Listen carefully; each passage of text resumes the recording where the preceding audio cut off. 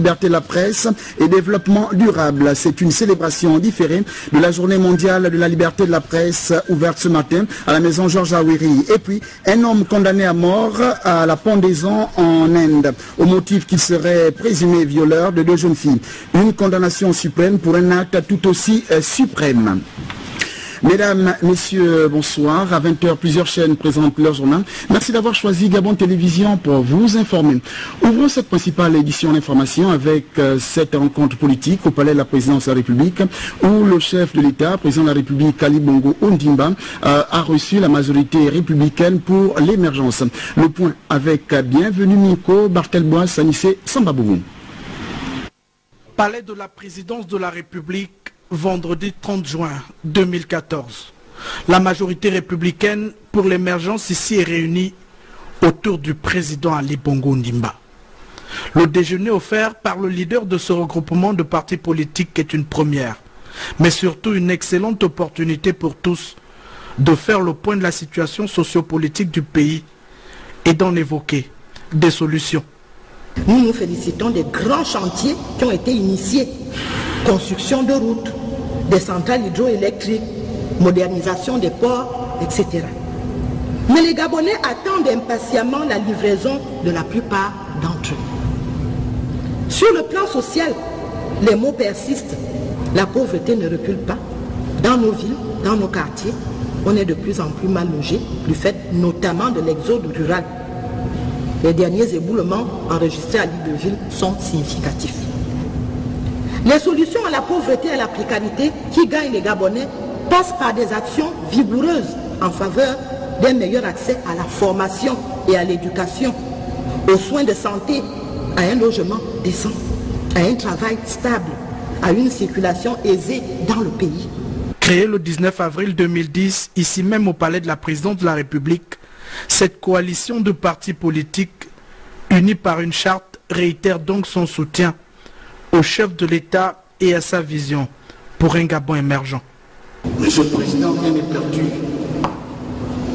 Rien n'est perdu à la condition que maintenant, il faut faire en sorte que ces partis politiques s'organisent, fassent leur congrès, puissent essayer de commencer à implanter leur parti, à vanter votre politique et tout ce que vous avez fait depuis 4 ans.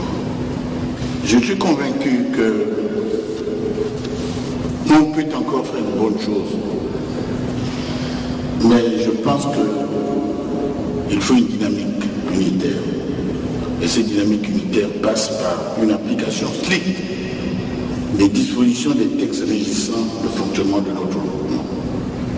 Je dirais aussi qu'il faut une meilleure utilisation des personnels politiques constituant chacune de ces composantes, c'est ce que je disais.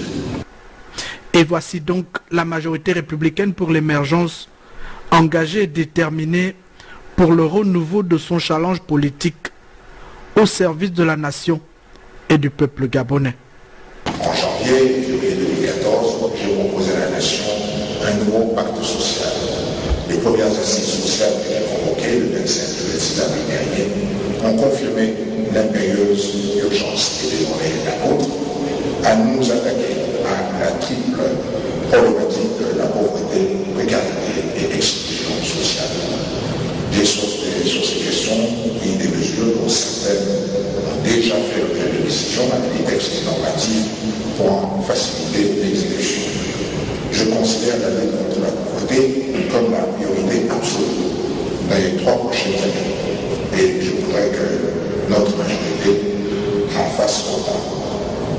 C'est pourquoi je propose que certaines dispositions de la charte de la majorité républicaine pour l'émergence soient réaménagées afin de prendre en compte cette dimension sociale tant attendue par la population d'une part et d'autre part pour combien d'autres patriotes à venir nous prêter main forte dans cette lutte.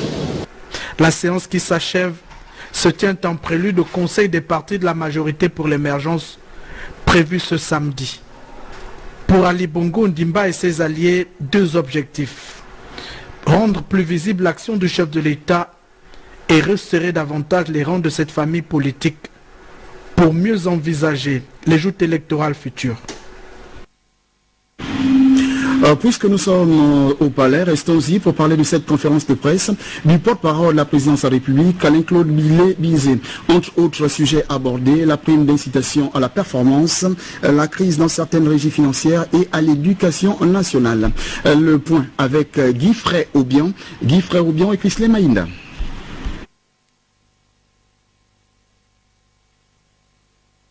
La conférence de presse hebdomadaire du conseiller politique porte-parole du président de la République portait essentiellement sur la prime d'incitation à la performance, le climat social qui prévaut à la direction générale des impôts et l'éducation nationale.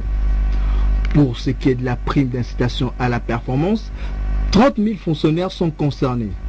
Elle repose sur les objectifs suivants. 4 objectifs sont visés par le texte ainsi adopté. Poser le principe du fondement juridique de la prime d'incitation à la performance. Supprimer la pratique des primes de rendement dans sa forme actuelle. Préciser les agents publics éligibles à cette prime. Prévoir les mécanismes de mise en œuvre de la loi suscitée. Face au gel des activités des agents publics en charge de la collecte des impôts, Alain-Claude Bizet a traduit l'exhortation du chef de l'État de voir le travail reprendre dès ce lundi 2 juin.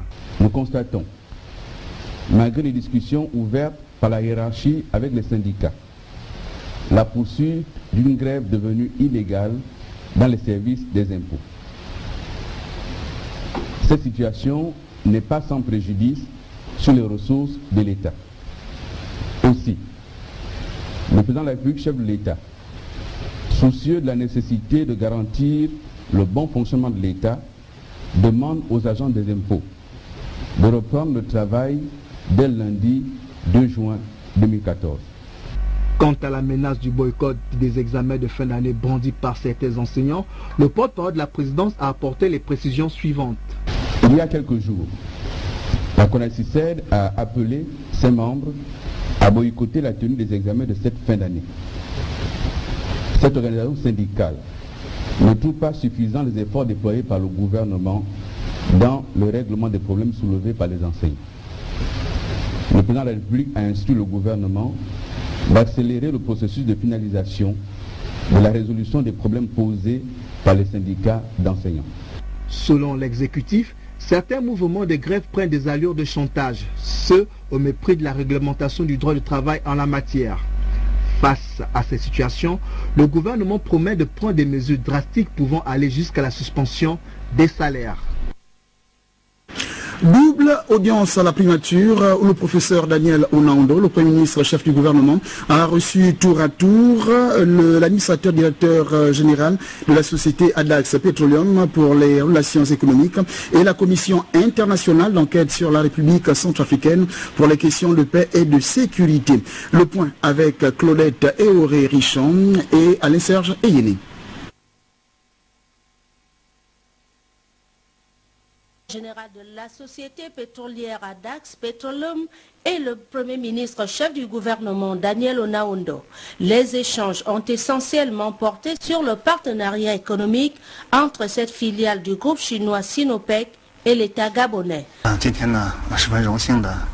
On est ici depuis des années, mais depuis le début, on a reçu des soutiens et des aides d'importance de l'État gabonais. Il souhaite profiter de cette occasion pour présenter tous ses remerciements au monsieur le Premier ministre ainsi que l'État gabonais pour lui donner depuis des attentions, des soutiens importants. Surtout ces 2 années, on a vu l'avancement des l'économie au Gabon. Voilà. Il y a plusieurs niveaux, les secteurs différents ainsi que la vie des populations. On est content de voir ça. Autre temps fort de cette journée de travail du Premier ministre Onaondo, la visite des membres de la Commission internationale d'enquête sur les violations des droits de l'homme en Centrafrique. Composée entre autres du coordonnateur résident des Nations Unies dans notre pays, Marie-Evelyne Petrus-Barry, et du président de la dite commission. Cette délégation est venue recueillir l'avis du Gabon dans la perspective des rapports communs. Nous devons tenir à avoir le point de vue du gouvernement gabonais sur la situation. Vous savez que l'Afrique centrale font partie de la CEMAC. Alors, notre rapport au Conseil de sécurité ne sera pas complète sans le point de vue des autorités de la sous-région. Et nous avons partagé avec M. le Premier ministre notre point de vue et nous avons voulu aussi que nous sachions le point de vue du gouvernement de Gabon et ce que le Gabon peut encore apporter. Vous savez que pendant toutes ces périodes, presque 8 ans, toutes les conférences et meetings pour arriver à un accord a été tenu ici. Mais malheureusement, malgré tous les accords signés, la République centrafricaine a éclaté. Donc c'est important que nous avons le point de vue des gouvernements gabonais. Préoccupé également par la crise centrafricaine, le chef du gouvernement a promis être fidèle interprète auprès du président de la République, Ali Bongo Ondimba, dont l'engagement pour la paix et la sécurité en faveur de ce pays frère n'est plus à démontrer. Je vous le disais en titre, vers de nouveaux objectifs, liberté de la presse et développement durable est le thème retenu pour la célébration différée de la journée de la liberté de la presse. Durant 48 heures, les experts de la communication vont explorer d'autres voies pour que liberté et développement ne fassent plus qu'un. Le point avec Joyce et Lorna Awangi Arnomingue. Vers de nouveaux objectifs, liberté de la presse et développement durable, c'est autour de ce thème que se sont ouverts les travaux marquant la célébration en différé de la journée mondiale de la presse dans notre pays. Occasion de relever l'importance d'une presse libre dont la mise en œuvre des programmes concourant à l'atteinte des objectifs du millénaire pour le développement. Pour progresser vers la bonne gouvernance et le développement, il faut réformer les lois relatives aux médias et à la diffamation. Il est dans l'intérêt public et par conséquent important pour le développement que les lois relatives à l'insulte et à la diffamation ne soient pas préjudiciables à la liberté d'expression ou à la liberté de la presse. Le message des Nations Unies pour la Journée mondiale de la liberté de la presse soutient clairement que ce n'est que lorsque les journalistes sont libres de surveiller, d'enquêter, de critiquer les politiques et actions qu'une bonne gouvernance peut exister. Une rencontre au cours de laquelle le secrétaire général du ministère de la Communication est revenu sur les missions et objectifs du projet annuel de performance contenu dans le plan Gabon des services de la politique nationale et qui à terme vont redessiner le secteur communication. Ces missions sont essentiellement axées autour de 3 enjeux concernant le secteur communication. Garantir l'accès universel à l'information sur l'ensemble du territoire, accélérer partant le développement humain.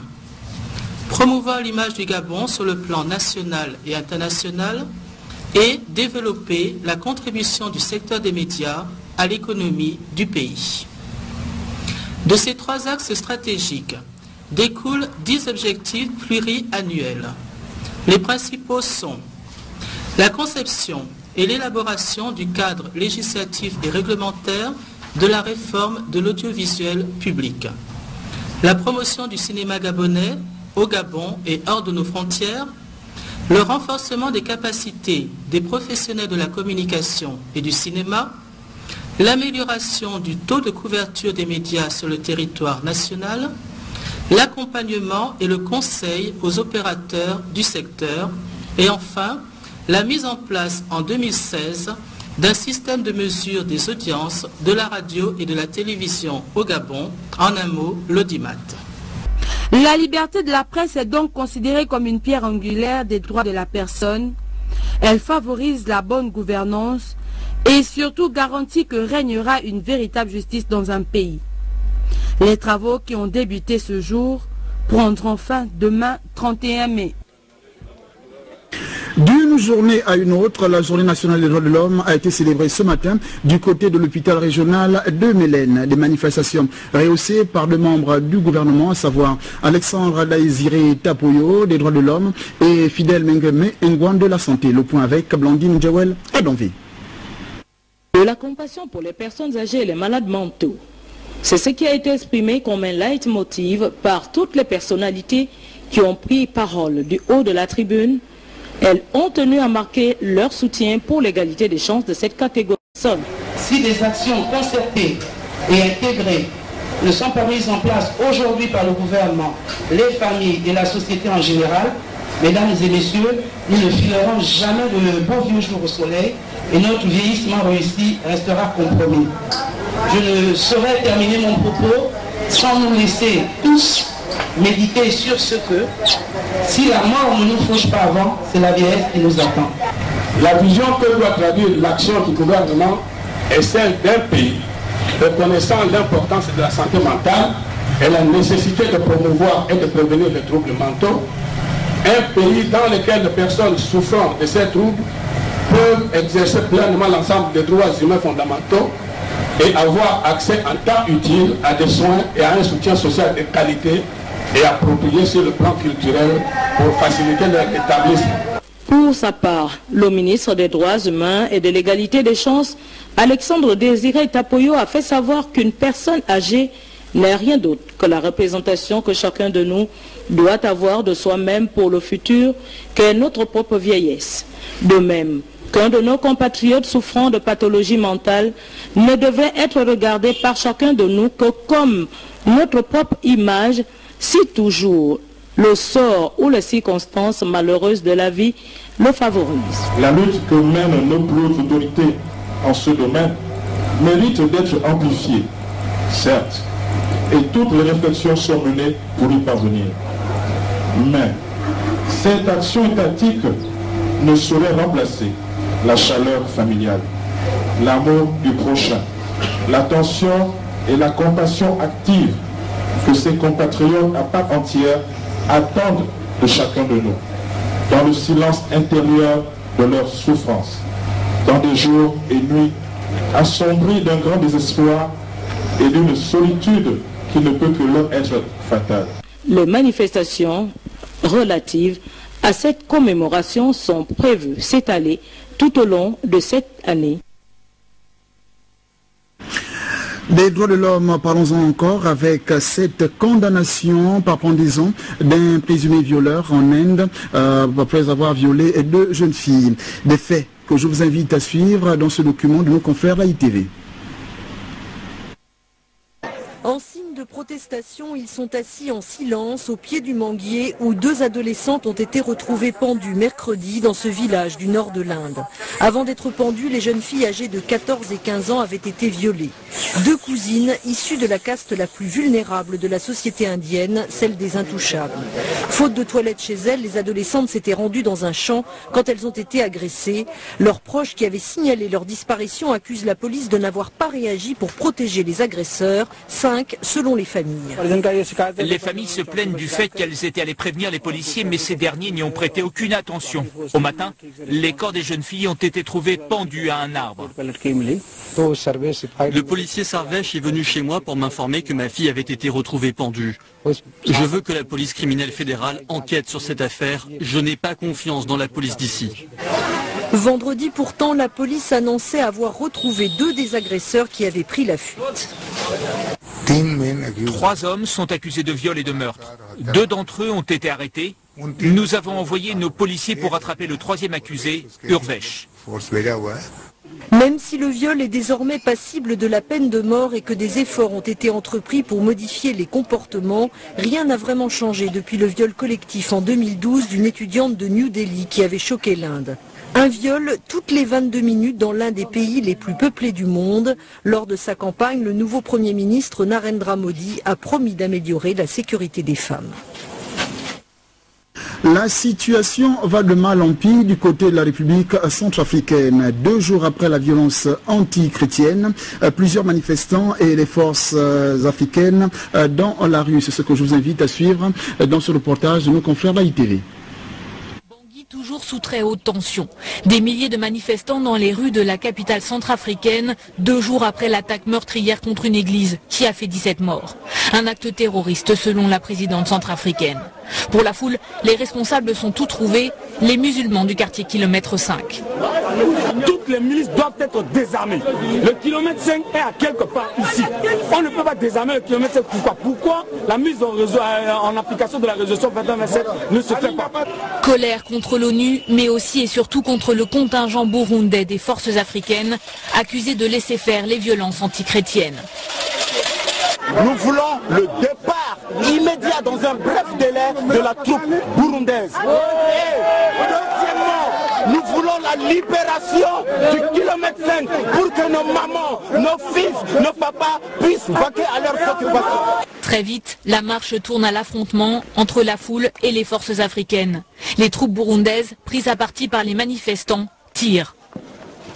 Ce matin, nous sommes rassemblés ici, les femmes, les enfants, sans armes. Et là, les Burundais en ont tué 5 ici. Nous étions dans Bonica en train d'expliquer les choses. On nous tire dessus, on nous blesse, on nous fait ça. Est-ce que c'est ça l'expression du peuple? La Centrafrique reste centrafricaine et elle est aux Centrafricains.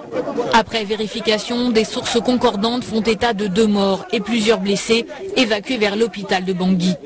Ce vendredi matin, les militaires français et africains lançaient un avertissement musclé aux Centrafricains. La force internationale menaçait de réagir avec la plus grande détermination si la population gênait ses opérations ou s'opposait à elle. Le 31 mai de chaque année, le Gabon, à l'instar de la communauté internationale, célèbre la journée mondiale sans tabac. Cette année, le thème retenu, c'est l'augmentation des taxes sur les produits du tabac. À l'occasion de cette journée, le ministre Fidèle Mengue a fait une déclaration que je vous invite à suivre. Un extrait. Mesdames et messieurs, on sait qu'à ce jour, le tabagisme tue chaque année près de 6 millions de personnes dans le monde, dont plus de 600 000 sont de non-fumeurs victimes du tabagisme passif. Le tabagisme passif est en rapport avec l'inhalation par un non-fumeur de la fumée de cigarette libérée dans son environnement.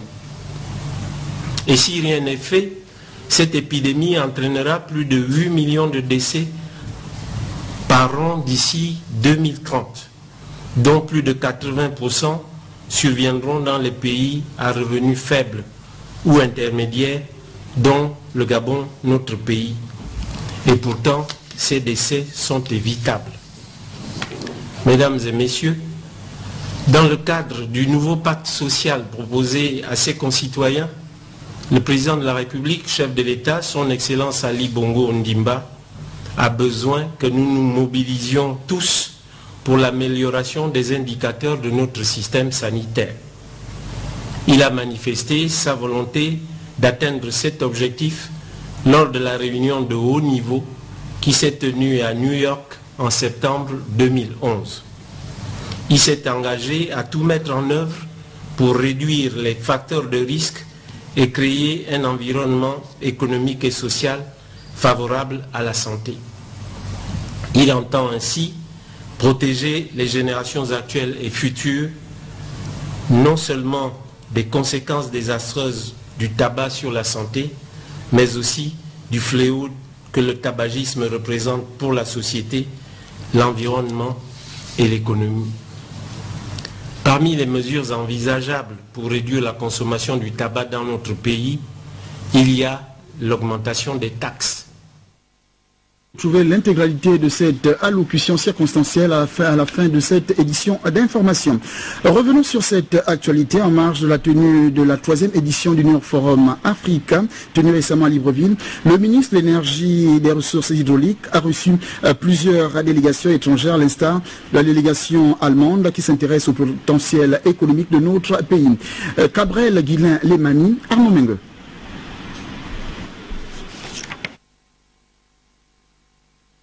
La 3e édition du New York Forum Africa a été une plateforme d'échange entre les entrepreneurs africains et ceux venus du reste du monde. Dans le cadre des audiences accordées par les membres du gouvernement de notre pays, le ministre en charge de l'énergie, Désiré Guédon, a reçu plusieurs opérateurs économiques voulant investir dans notre pays. La République fédérale d'Allemagne n'était pas en reste, Représenté par ces hommes d'affaires, ce pays ami souhaiterait coopérer davantage avec notre pays. Il s'est agi au cours de cette audience accordée par le ministre Désiré Guédon à la délégation allemande d'échanger sur le potentiel économique qui regorge notre pays. Vous savez bien que je représente ici la chancelière qui malheureusement n'a pas pu suivre et répondre à l'invitation du président d'assister au forum et je la représente ici. Ma présence ici est donc signe de la force et de la volonté très forte de coopérer, de la bonne qualité de nos relations dans le domaine économique. C'est un signe très positif qui a été mentionné et souligné à plusieurs reprises dans les deux entretiens que nous avons eus avec les deux ministres, ministre des Mines et du Tourisme et le ministre des Eaux et de l'Énergie. Nous avons parlé de plusieurs formes de coopération. Ainsi, la République fédérale d'Allemagne a pour ambition de rentrer en contact avec les entreprises gabonaises car elle s'intéresse et veut investir au Gabon. Des perspectives heureuses pour le Gabon. Signature d'un contrat de partenariat entre Total Gabon, le ministre de l'Emploi et le Fonds d'aide à l'insertion et à la réinsertion professionnelle pour accompagner la formation technique et professionnelle. Le reportage de Biwawu Mikalam et Chrisley Maïnda. Soucieux d'accompagner la formation technique et professionnelle des jeunes pour une économie gabonaise performante, un contrat de partenariat a été signé entre Total Gabon, le ministre du Travail, de l'Emploi, de la formation professionnelle et le Fonds d'aide à l'insertion et à la réinsertion professionnelle. Il s'agit d'insérer 50 jeunes apprentis chez Total Gabon dans divers métiers du pétrole par an durant 4 ans. Cette insertion s'étendra à d'autres secteurs. Partenariat entre Total Gabon, le ministère du Travail, de l'Emploi et de la formation professionnelle et le FIR va consister à faire bénéficier les jeunes d'une expérience professionnelle au sein de Total Gabon, leur apporter un véritable accompagnement dans le cadre de leur période de formation et aussi à développer leurs compétences et renforcer leurs capacités pour affronter le marché du travail. Les jeunes recevront pendant la durée de leur stage d'insertion ou de préinsertion professionnelle une allocation mensuelle qui sera définie dans le contrat d'insertion professionnelle qui sera conclu entre le FIR, le candidat et Total Gabon. Réduire à court terme d'un quart le flot du chômage des jeunes, c'est un challenge que le ministre de l'Emploi est prêt à relever car c'est un problème de volonté. Le ministre marocain de l'Emploi est sur le point de réussir ce pari. Le ministre gabonais de l'Emploi veut suivre cet exemple. Plus de 3 milliards de francs CFA, c'est le bénéfice net réalisé par la Banque internationale pour le commerce et l'industrie du Gabon-Bissig au 31 décembre 2013. Une annonce faite lors de son assemblée ordinaire tenue récemment dans un hôtel de la place. C'est ce que nous rapporte Laetitia Osiadjoui et Arnaud Mengue. Marqué par l'introduction de produits innovants, notamment Bissig Mobile et Bissig Cash, l'exercice 2013 de la Banque internationale pour le commerce et l'industrie du Gabon se solde par un bénéfice net après impôt de 3 846 millions en forte hausse par rapport à l'exercice précédent. Une annonce faite lors de cette assemblée générale ordinaire. Vous savez qu'une société, et dans le cas d'espèce, une banque, appartient aux actionnaire. Donc, par délégation, les administrateurs qui forment le conseil d'administration et la direction générale gèrent l'entreprise à la place des actionnaires. Donc, il est prévu par la loi que chaque année, les gestionnaires puissent rendre compte aux propriétaires de la banque qui sont les actionnaires dans le cadre d'une assemblée générale. Ce face-à-face était également le lieu de rendre compte aux actionnaires. Avec à l'ordre du jour la présentation des rapports du conseil d'administration sur la marche de la société au cours de l'exercice clos le 31 décembre 2013, entre autres. Tous les chiffres qui ont été donnés sont ouverts et les actions que nous avons effectivement lancé depuis quelques années, notamment en ce qui concerne les produits mobiles et puis aussi les efforts, je dois dire, en ce qui concerne la maîtrise des charges. On fait en sorte que nous sommes effectivement engagés dans un cercle vertueux, c'est-à-dire que nous sommes satisfaits des résultats de l'année 2013. En attendant l'exercice 2014, positif au premier trimestre, la BICIG annonce l'amélioration de sa communication et l'extension de son réseau BICIG Mobile pour un meilleur service à la clientèle. Le ministre de la formation professionnelle, Simon Toutoum Eman, a procédé récemment au lancement des activités de la première université des langues en présence des diplomates accrédités dans notre pays. Cet établissement supérieur s'installe pour la première fois en Afrique subsaharienne. C'est ce que nous rapportent Paul Nsiaki et Jean-Pierre Moussouani. C'est en présence des diplomates accrédités dans notre pays, du ministre du Travail, de l'Emploi et de la formation professionnelle, Simon Toutoum Eman, que s'est déroulée la cérémonie officielle de lancement des activités de la première supérieure des langues au monde, qui s'installe en Afrique subsaharienne. Nous avons l'honneur d'introduire l'unique et effective méthode de Berlitz pour l'apprentissage de langues vivantes en République gabonaise et à faciliter le Gabon comme destination d'investissement conformément à la vision du président Ali Bongo Ondimba d'un Gabon émergent. À travers tous les produits et solutions linguistiques que propose ce partenaire à la formation et à l'éducation de notre élite, cette initiative va considérablement améliorer la compétitivité de la main-d'œuvre des deux secteurs, public et privé. Au commencement, c'est la communication. Il faut communiquer. Pour communiquer aujourd'hui, il est important de parler plusieurs langues. Et j'encourage, je dirais, les jeunes, les moins jeunes. La présence du ministre du Travail, de l'Emploi et de la formation professionnelle à cette cérémonie démontre l'intérêt que porte le gouvernement à asseoir une vraie politique de formation dans ce domaine. Un invité pour la suite de cette édition d'information, nous recevons M. Ulrich Laurel Ako, le président de la junior entreprise de l'Institut national des sciences de gestion, qui est justement venu nous parler de la 4e édition de la journée portes ouvertes. C'est quoi, bonsoir d'abord. Bonsoir. Vous allez bien? C'est quoi la journée portes ouvertes de l'Institut de gestion? Il faut dire déjà que la journée portes ouvertes, c'est une plateforme d'échange qui permet non seulement d'informer les étudiants sur les débouchés relatifs aux formations proposées à l'établissement, mais aussi de favoriser l'adéquation formation entrepreneuriale à partir des offres de formation liées à la création d'entreprises et aussi de permettre une rencontre entre les employeurs et les futurs diplômés. Mais aussi l'objectif aussi de pouvoir susciter certaines vocations chez les étudiants au regard de la présentation des métiers, d'informer l'ensemble des partenaires sur les formations offertes à l'Institut. Il faut dire aussi que ça permet aussi non seulement de multiplier les partenariats en vue de faciliter l'insertion professionnelle des diplômés. Oui. Dans l'objectif aussi de pouvoir permettre l'obtention des stages aux étudiants. Vous en êtes à la 4e édition. Quel bilan à mi-parcours vous faites des 3 précédentes éditions? Il faut déjà dire que c'était une très bonne question. Les premières éditions jusqu'à la 4e nous ont permis non seulement de pouvoir tisser des partenariats avec certaines structures, avec les opérateurs économiques. Il y a tellement de partenaires, c'est Kagadis qui nous prend les étudiants chaque année. Qui prennent les étudiants? Qui prennent les étudiants chaque année. On a des partenaires avec des cabinets qui prennent aussi les étudiants. On a aussi eu la possibilité non seulement de pouvoir permettre l'insertion directe des gens en termes de stage, parce que c'est ça aussi l'objectif, de pouvoir trouver des encadreurs, parce qu'il faut dire que c'est ça la difficulté en ce moment. Donc concrètement, à qui s'adresse cette journée? Cette journée s'adresse non seulement aux élèves, aux étudiants, aux élèves qui sont encore en terminale, sinon en première. Tout à fait, pour susciter des vocations. Oui. C'est ça l'objectif également. Non seulement des élèves, des étudiants, des opérateurs économiques qui viennent aussi savoir ce qui se passe réellement au niveau de l'établissement en termes de formation.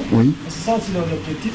Mais nous, au niveau de l'Institut, on crée justement cette plateforme d'échange pour pouvoir susciter des vocations. Mais comment alors va s'articuler cette 4e édition? C'est donc la journée de demain? Oui. C'est parrainé par qui cette édition? Cette journée justement est parrainée par M. Michel Ondila, par ailleurs directeur général des douanes. Pourquoi vous ne prenez que des directeurs généraux et pas des entrepreneurs qui commencent, qui montent tout petitement? C'est une très bonne question. Il faut dire que la particularité de notre établissement, c'est qu'on forme non seulement des cadres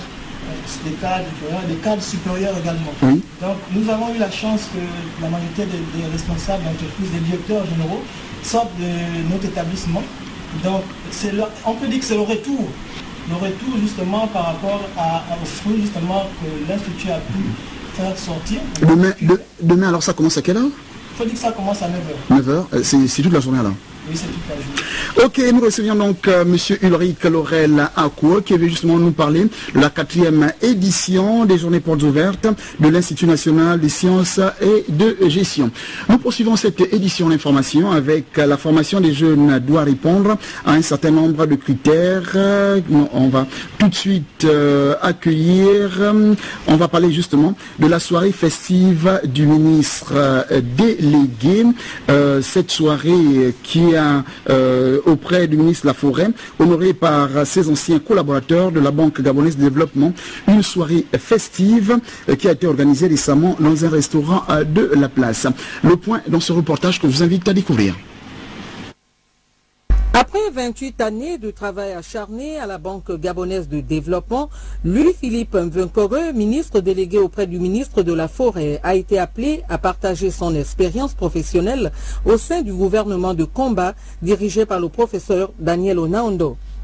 Cette promotion n'a pas laissé indifférent ses anciens collaborateurs de la banque.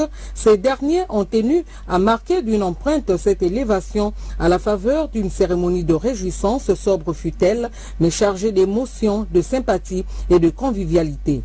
D'où l'hommage rendu aux plus hautes autorités du pays d'avoir porté leur choix sur ce digne cadre de la finance gabonaise. Au-delà de votre militantisme au sein du PDG depuis de longues années, de votre engagement dans les associations des cadres de l'Ocano et du Holontem, association que vous avez présidée, votre nomination aux prestigieuses fonctions de ministre a été pour tous les Bégédiens un acte de grande portée symbolique posé par le président de la République, chef de l'État, son Excellence, Ali Bongo Ondimba, en direction de notre établissement bancaire. L'honneur qui nous est ainsi fait par les hautes autorités du pays traduit certes la reconnaissance de vos mérites personnels. Nous y percevons aussi un clin d'œil à la structure qui vous a accueilli depuis 1986. Certainement une preuve supplémentaire de l'intérêt que les hautes autorités portent à notre institution. Occasion pour l'administrateur directeur général de la PGT, Roger Onomba, de revenir un tant soit peu sur le parcours et les qualités professionnelles du promu. Là où il y a une lumière, on a beau cacher, on finit toujours par la voir. Tu es banquier, la banque a cet avantage que normalement, quand on est en rapport avec le fonctionnement d'une banque, ça forme la rigueur de l'esprit. Parce que la banque, on ne gère pas l'argent des autres, donc on a peur de faire n'importe quoi, en principe, quand on est un peu rigoureux. Parce que ce n'est pas notre argent que l'on gère, c'est l'argent des autres que l'on gère. Donc, comme j'ai dit pour la lumière, si tu restes... Guy Christian Mavioga, le porte-parole de la majorité républicaine pour l'émergence. Monsieur, bonsoir. Bonsoir. Que vaut l'objet de votre visite? Merci. L'objet de ma visite donc, à la RPG Chaîne 1, c'est simplement pour rappeler aux militants, militantes, sympathisants et sympathisantes de tous les partis politiques de la majorité républicaine de l'émergence que demain, une grande rencontre organisée sous le haut patronage du président de la République, le président de la majorité. Il sera présent lui-même. Demain, au Jardin Botanique, à partir de 8h, la mobilisation est souhaitée de tous les partis politiques, des sympathisants, des membres associés. Et demain, au Jardin Botanique, tout le monde devrait donc s'organiser pour être très tôt, de manière à ce que dès 10h, nous puissions commencer les travaux de notre grande rencontre avec le président de la majorité républicaine de l'émergence. Monsieur Maviga, quel est l'objectif de cette rencontre avec le leader finalement de la majorité républicaine?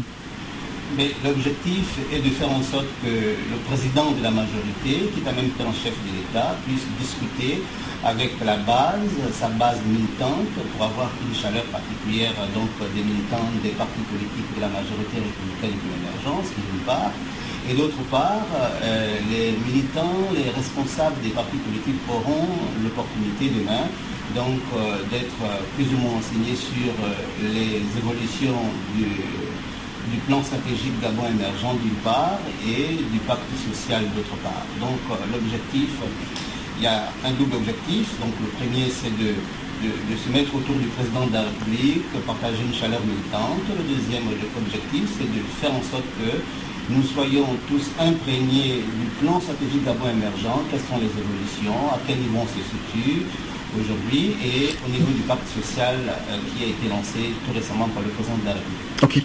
Nous recevions donc M.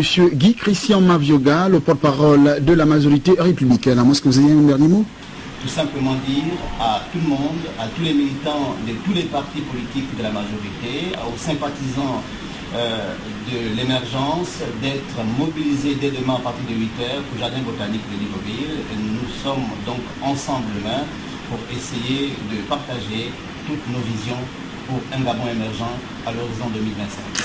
Merci bien, monsieur. Nous allons poursuivre cette édition d'information avec un peu de sport. Le président de la FEGAFOOT a tenu récemment une conférence de presse au cours de laquelle Claude Albert Mbouno a été choisi comme sélectionneur national pour 2 mois. C'est ce que nous rapportent Charles Ogoula et Sida Kalis. Claude Albert Mbouno, Claude Pascal Kossi et Raphaël Nzamba ont la lourde mission de préparer le terrain avant la venue du sélectionneur national des Panthères du Gabon. Une sage décision de la part de la nation gabonaise de football. Une équipe nationale sans un sélectionneur, ce n'est pas une équipe nationale.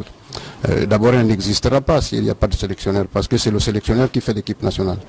Donc aujourd'hui, je pense qu'il était tout à fait normal pour nous, et comme nous vous l'avons expliqué, de désigner ce staff qui va pallier à l'absence du coach qui va arriver, et de faire un travail préalable pour pouvoir, au moment opportun, lorsque l'entraîneur sera là, qu'il puisse trouver la matière.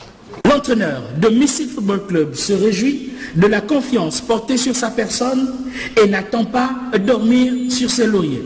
C'est un sentiment de joie et puis de reconnaissance aussi, parce que tout le travail abattu a permis à ce que mes compatriotes puissent me pousser, puissent m'encourager. Et ce n'est tout autre que la résultante de tous ces efforts-là. Toutefois, l'opinion nationale aurait aimé voir ce trio être maintenu définitivement à la tête des Panthères du Gabon. Cependant, chaque chose en son temps. Un dernier invité pour cette édition d'information. Nous avons l'honneur de recevoir le père Innocent Nzimba, qui est lui le curé de la paroisse Roi-Mage d'Akébi, qui est justement venu nous parler des 50 ans de cette paroisse. Pareil, bonsoir. Bonsoir. Vous allez bien? Très bien. C'est quoi quelles sont les différentes activités prévues pour ces 50 ans des Roi-Mages d'Akébi? Merci. En fait, je prends la parole au nom du curé de la paroisse, le père Mathieu. Il y a là-bas le Divaillé Poulard, moi c'est son vicaire. D'accord. Donc pour les 50 ans de la paroisse Roi-Mage d'Akébi, nous avons prévu un certain nombre d'activités culturelles, sportives et spirituelles, sans compter les œuvres à réaliser pour la paroisse. D'accord. Alors aujourd'hui, on commence avec les activités spirituelles, parce qu'on se dit, sans le Créateur, la créature se meurt, la créature s'évanouit. Donc nous avons, avec nos amis du Renouveau, commencé une soirée de louange aujourd'hui, avec présentation d'un CD, avec le Renouveau charismatique. Et à partir de lundi, le 2... Donc ces 50 ans, ça va s'étendre pendant combien de temps? Jusqu'à la fin du mois de novembre. D'accord. Mais le mois phare, c'est le mois de juin. Ok. Avant qu'on aille en vacances. C'est parfait, oui. Il y aura la messe de clôture sans doute au mois d'octobre. D'accord. Maintenant, les activités, comme j'ai dit, on commence par des activités spirituelles pour confier le tout à la grâce de Dieu. Je constate qu'aujourd'hui, on a réuni de prière avec présentation d'un CD, et à partir de lundi, le 2, mardi 3 et mercredi 4, on aura des enseignements suivi le messe de miséricorde et le messe d'action des grâces du mercredi. Donc lundi 2, messe de réconciliation, après enseignement avec l'abbé Timatou. Mardi 3, enseignement avec l'abbé Henri Noël sur la messe de miséricorde. Après le mercredi, messe de clôture d'action des grâces. Et ce dimanche, un match de foot, on a organisé le tournoi de foot. Les États-Unis d'Akébé vont écraser la Chine populaire de Congo. D'accord. Alors, notre activité importante, c'est que culturellement, les jeunes de Ouamage ont du talent et ils aimeraient bien présenter une pièce de théâtre à Arambo le samedi 7. Samedi 7, oui. Intitulé Tempête dans la famille et réconciliation. Donc, au niveau de l'église locale, cette année, c'est l'année de la réconciliation. Alors, avec ces jeunes de Ouamage, ils ont l'ambition et l'intention de présenter au public les mots qui minent nos familles et comment proposer par le théâtre des pistes de réconciliation. Donc ça c'est l'activité phare à laquelle vous conviez les populations. Voilà, donc 3 activités, enfin pour cette semaine, mais la semaine prochaine, le temps de prière, enseignement, messe de miséricorde et puis la pièce de théâtre le samedi 7. On sera à Rambo, à Bercy. Ok, merci bien Padre. Nous recevions donc le père Innocent Zemba, qui est lui le vicaire de la paroisse Ouamage d'Akébé. Nous allons parler maintenant de la première édition du tournoi de football des instituts des grandes écoles. Le coup d'envoi de l'événement sportif a eu lieu récemment au stade de l'Institut national de la jeunesse. Le point avec Tassiana Minko, les images sont de nos confrères d'RTN. Le match opposant la formation de Subdécom en rouge contre celle de l'IST en jaune avec du vert par endroit a lancé la cérémonie d'ouverture de la première édition du tournoi de football des grandes écoles et instituts. L'objectif annoncé est de faire de la pratique du sport le biais du renforcement des relations estudiantines, un projet parrainé par le Centre national des œuvres universitaires. La compétition footballistique qui a son coup d'essai est une initiative de l'Union sportive des instituts et grandes écoles. Nous tenons à remercier en général tous ceux qui nous ont aidés à donner forme à ce projet, en particulier Monsieur le ministre de l'Enseignement supérieur et Monsieur le directeur général du Centre des œuvres universitaires. Chers politiques, chers sportifs, aujourd'hui nos autorités ont placé une confiance en nous. Nous devons également leur rendre l'ascenseur, c'est-à-dire bien se comporter. Pour cette première édition, 7 établissements d'enseignement supérieur étaient représentés, notamment l'ENSET, l'INSG, l'IST, Subdécom, l'ISEC, l'USO et l'INGS. Le tournoi prendra fin le 21 juin 2014. Des communiqués pour la fin de cette édition d'information. Le directeur général du génie militaire invite les candidats au recrutement au sein du génie militaire ayant passé la visite médicale à se présenter à la direction générale du génie militaire, Sizokan Baraka, le mardi 3 juin 2014 à 9h pour affaires les concernant. Après leur rencontre bilan du jeudi 29 mai 2014 avec le ministre de l'Éducation nationale, l'enseignement technique et professionnel sur les points urgents identifiés de leur cahier de charges qui devait être résolu avant le 31 mai 2014. Le bureau exécutif national du Sénat invite tous les militants et sympathisants à une assemblée générale au siège du syndicat 6 à la Pairie à partir de 10h, c'est bien demain. Un autre communiqué, Dr Pelagie Itsana, secrétaire général adjoint de l'Union du peuple gabonais, président du comité d'organisation du congrès de l'Union du peuple gabonais, porte à la connaissance des militants et militantes que les délégués devront prendre part au congrès sont désignés par l'article 8 du règlement intérieur selon les dispositions suivantes. Participent au congrès les membres du bureau exécutif, les membres de la commission de discipline et de solidarité, les militants exerçant des fonctions parlementaires, les représentants des collectivités locales selon les quotas suivants, 3 par conseil municipal, 3 par l'assemblée provinciale ou régionale, 3 par l'assemblée départementale, 2 par assemblée cantonale. Les membres d'honneur et les membres bienfaiteurs sur invitation du bureau exécutif. Dans le cadre de sa rentrée politique, le président de l'Union démocratique et sociale, en abrégé UDS, l'honorable Hervé Ossamane Onouvier, organise un petit déjeuner de presse le samedi 31 mai 2014 à partir de 10h à l'Étoile d'Or de London. Toute la presse nationale et internationale est cordialement invitée. Également, dimanche 1er juin 2014, le département de la Doula organise la journée de réflexion de la Doula, un regroupement de filles et fils de ce département. Invité principal, M. Yves Fernand Mbi, qui a donc confirmé sa participation. Le point d'ordre de ces retrouvailles sera de réfléchir et de faire les propositions sur l'avenir de la Dola et de Ndende. Point final à cette principale édition d'information. Prochain regard l'information sur Gabon Télévision demain, lorsqu'il sera à 9h30 avec Patrick Zorbekale. Moi, je vous dis merci. Demain, 20h.